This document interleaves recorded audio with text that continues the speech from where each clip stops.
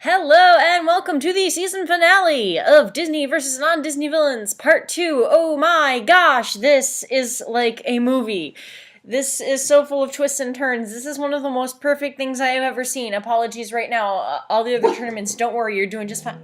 Oh, Finn! Shh. You may hear some barking. I have my dogs around today. They're my co-commentators. That was a statement from Finn, who is in the Department of Snarky Retorts. And somewhere around here is Una, who is in charge of backup fangirlism. They're both Wheaten Terriers. Anyway, moving on. Every other tournament, you're doing great. I am just kind of on a high right now because this finale is such a finale. How much of a finale is it? Let's just get right down into it. Let's just go, okay? Through me the way to the city of woe. Through me the way to everlasting pain. So, you remember way back in part 1 when Frollo died and everybody was wondering, like, what's gonna happen to him? And then he didn't show up in part 2 and we're like, maybe he's actually not coming back, and then this happens! We are seeing, Hell as portrayed in the anime of Dante's Inferno, which Manwoo is a bit of a fan of. And so, yeah, we've got Frollo in Hell. Oh, gosh, YouTube has been hiccuping like this lately.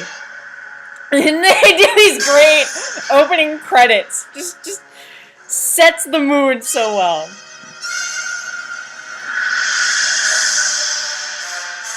So what's Frollo going to be up to? You'll see. You'll see what everyone is going to be up to.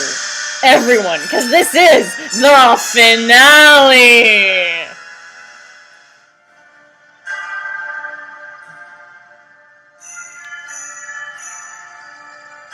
Our story begins with Azula being bored with her position. Or at least bored with her associates. Do you know how long it took you to get here?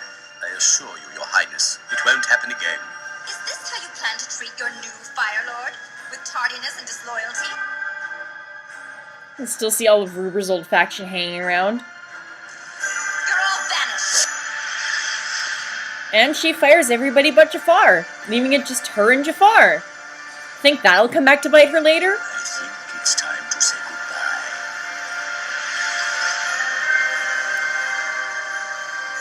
The Illuminati are discussing There's no Shredder. profit to be made in the destruction of the planet.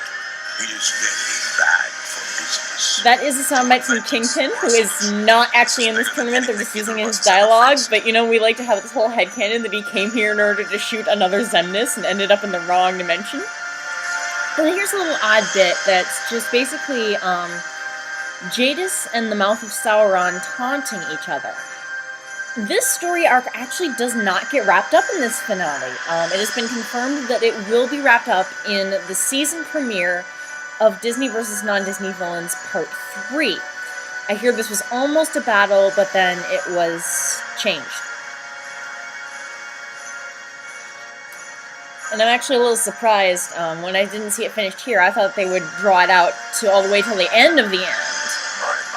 Especially since they'll be bringing in a lot of interesting new live-action allies. Let's just say that most of us who make and watch tournaments are big, big fans of Once Upon a Time, so there's a lot to pull from there. Mere force will deny me my right.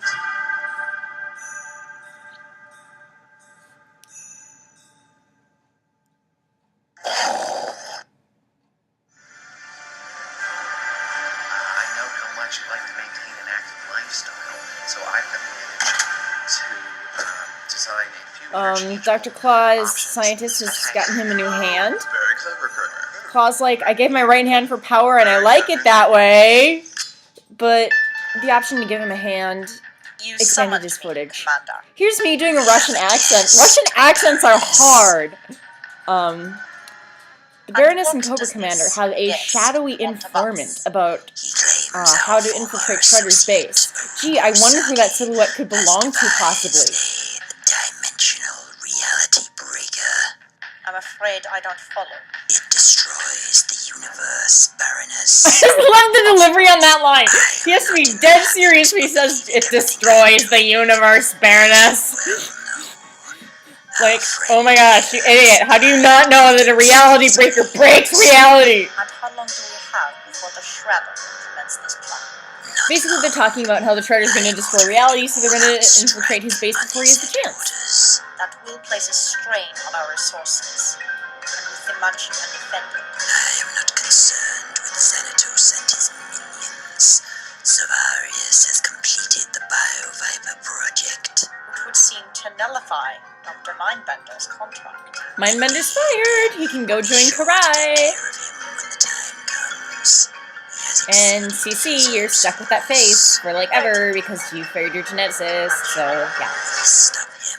Well, I suppose you could get Savarius to do something, Summon but... Destro, Dominique, and Thylo. Well, that sort of goes down the tubes later. I do not trust that woman, Commander. Do not be so transparent, Baroness. Let us put her to the test. Should she prove unreliable, you have my permission to execute her personally. Thank you, Commander. I have been assured that we can infiltrate Shredder's fortress from underground and disable his device. Isn't that right, Dr. Stockman? Oh my gosh! Who would have guessed that silhouette that looks exactly like Baxter Stockman was actually Baxter Stockman? Unleash upon them. But no, he's finally getting his comeuppance. He's getting a much better fate here than he did in canon. Right! The battle for Zorg Tower! This is... oh my gosh. Yeah, I know, oh my gosh, this is an adjective. Cruella's wearing one of my favorite gowns in film. In any fiction, actually. So we've got Pinhead, Freddy, and Zorg versus Cruella and Dr. Claw in the rivalry we've been building up. Cruella and Freddy are kind of having a rematch here. I was a little afraid at first when I saw they were using 102 Dalmatians footage, because I was like, okay, best case scenario here, they bake her into the cake. Worst case scenario, Freddy gets a little too creative with, like, those knives and the ovens and the factory footage. And I was like, are we in for another really gory death? But that actually does not happen to Cruella, anyway. And in comes Zorg's ace.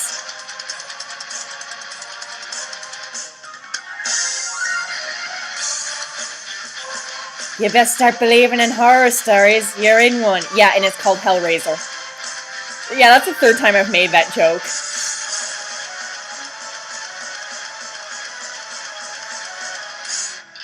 Anyway, Pinhead begins to hook the torture chains up to Barbossa, but Zorg will have none of that!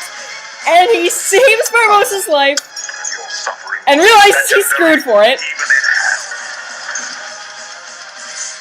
He does not want that flaying knife in his eyes, so Barbossa's gonna take matters into his own hands and rip Pinhead to shreds. This line. Remember, Smoking kills! Oh, that was perfect.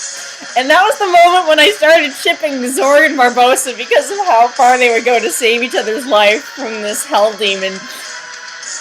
It looks way too shippy. Maybe this brilliant exchange here. After Claw and Cruella get out of there. And Freddy's kind of a lone wolf now, because Pinhead is melting. Into the Lament configuration, actually, and it's confirmed there is no way he can get back out. He's done. I love how Zorg is all like, thank you so much! I owe you everything, and Barbossa's like, what did I get myself into? And I love this ship. Like, these should be the new battle couples now. Clawella and Zorgosa.